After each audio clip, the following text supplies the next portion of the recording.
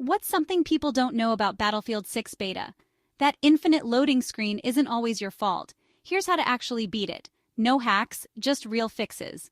First, don't panic. This is a known glitch, especially on maps like Siege of Cairo. Sometimes it's just the servers being wonky. In that case, try switching maps or game modes, or just wait for a dev update. If you're stuck compiling shaders, do the Windows key trick minimize, then pop back into the game. Weird, but it sometimes works. Next up, disable crossplay in settings. Lots of players swear by it. Still stuck?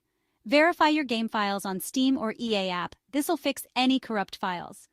Other pro tips: restart your system, update your graphics drivers, and close background apps hogging your connection. For PC warriors, try running as admin or even enabling secure boot if you're feeling brave. Quick recap: server issues.